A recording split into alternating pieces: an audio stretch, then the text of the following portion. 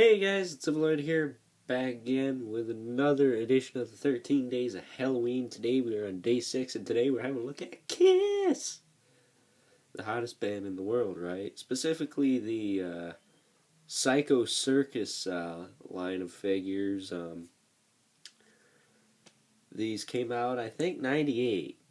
If I'm right, they came out in 98. There was a regular set. There was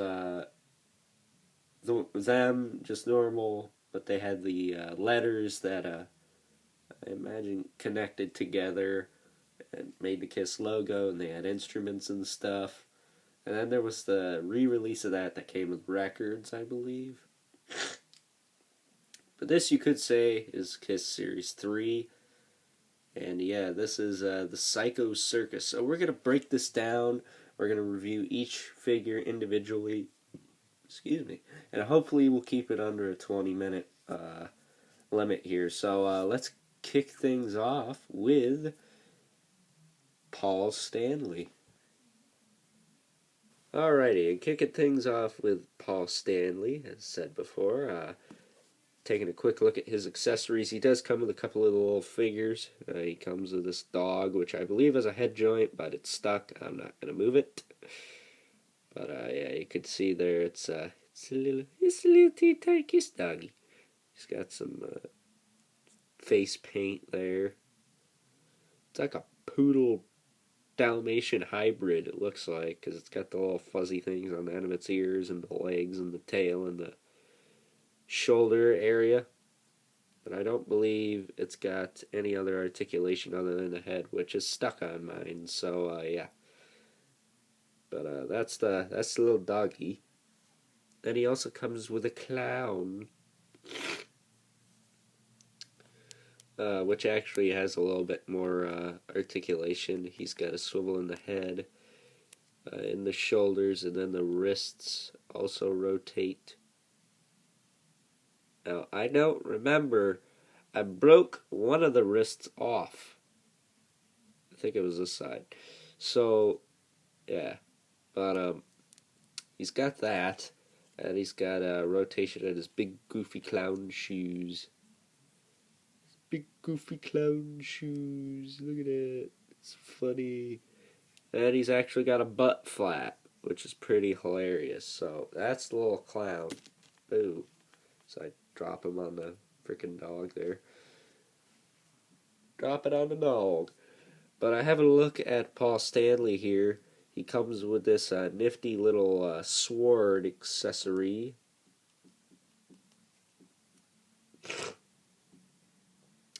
Which can sheath into the sheath right there.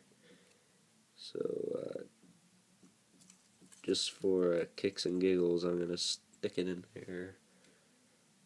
Just so it's not in the way.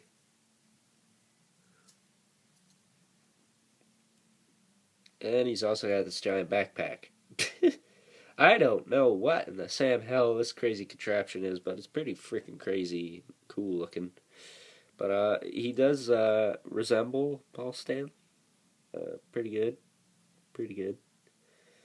And he does have a head rotation and faux hair, to say the least. Brings out that 80s look that KISS has.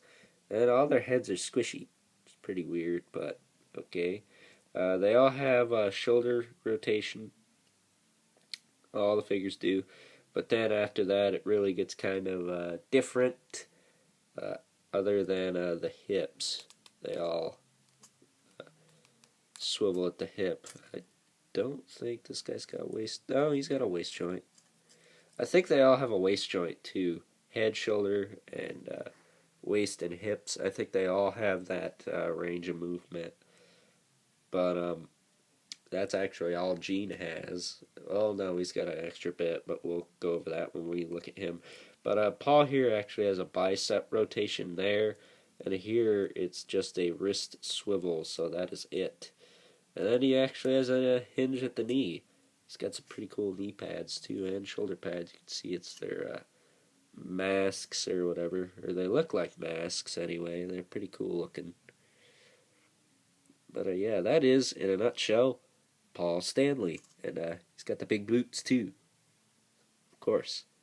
But now let's move on to the man himself, Gene Simmons. Alrighty, so here is the demon himself, Gene Simmons.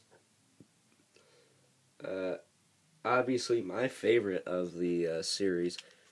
But in terms of his accessories, he does come with the little ringmaster guy who has a little megaphone here, which you can just hang on his belt, which is usually what I do.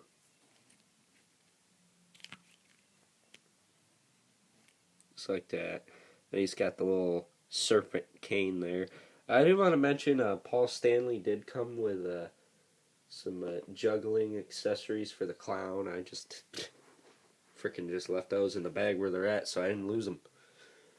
But what else does Gene come with? He does come with a giant dragon-headed rocket launcher weapon, which is crazy. It shoots a fireball. I guess you could call that a demon as well, but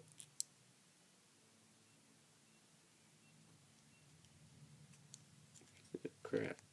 There we go. Well, geez. Let me see if I can get that to fire.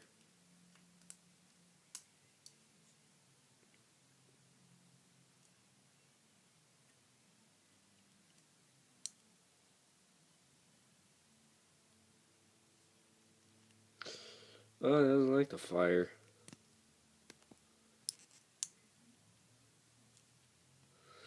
Huh. This is the TIE Fighter all over again, isn't it? Oh. Well, it was fun while it lasted, I suppose. That sucker used to fly, too. Well, you're in luck, kids, because I did already review this figure back when this missile launcher, I think, worked a little better, so I'll have to look at that.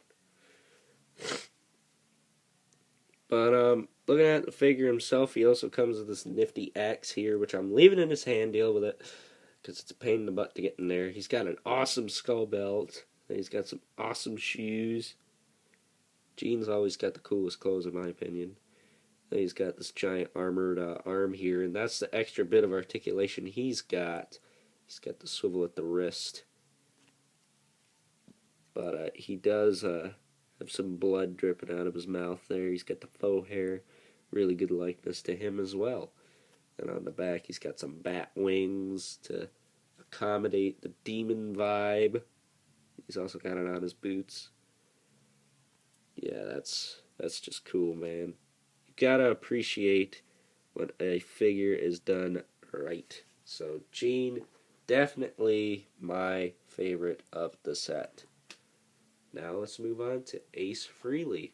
Alrighty, so having a look at Ace Frehley, I've moved over a little bit so you guys could get a better look at the figures and some better lighting. Wish I thought of that earlier, but oh well, shit happens. In terms of his accessories, he comes with this scrawny looking mofo. He's got a head rotation, arm rotation, and a hip movement there. He's pretty neat. And he does actually have some accessories. He's got some stilts. Getting him on said stilts can be easier said than done, in my case anyway. There we go. Probably be good if you find the right side. Then the other side. Top it all off, you gotta give it the ring base so it'll stand.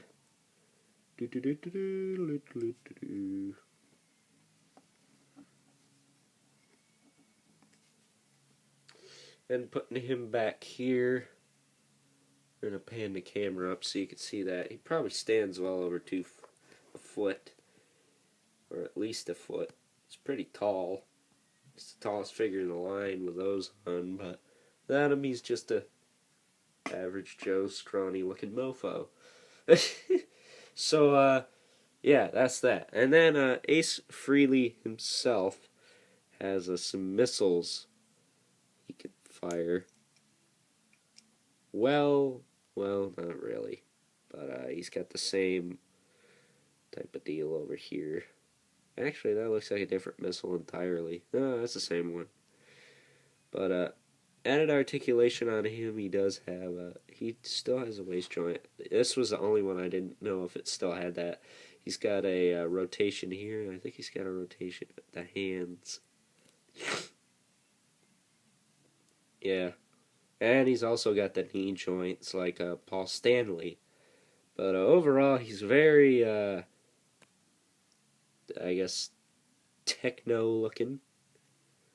Very robotic. He's got the wires all over the place, and then he's got the spiky shoulder pads. Pretty good likeness to him. He's got the faux hair. His is just straight. Everyone else is like curly, so he is the special member of the group, because he is the only one without the curly hair.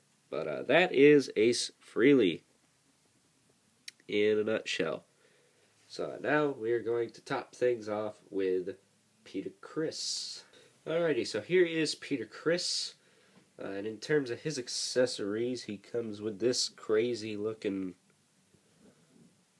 punk guy. He's got a ponytail, mullet thing going on. Oh, not really a mullet. I take that back. He's got a ponytail and he's got a goatee. He's got a collar or choker or whatever you call that. He's got a head rotation and shoulder movement, wrist movement on both sides.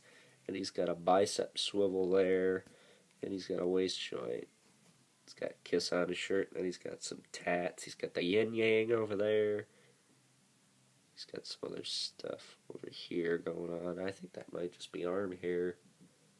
That looks like a tattoo. Or scars. Yeah, that is a scar. That's scarring right there. He's been through some shit.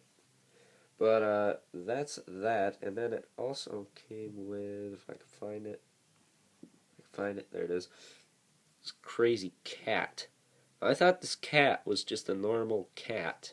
I believe it's a panther. And it's got the star symbol over there.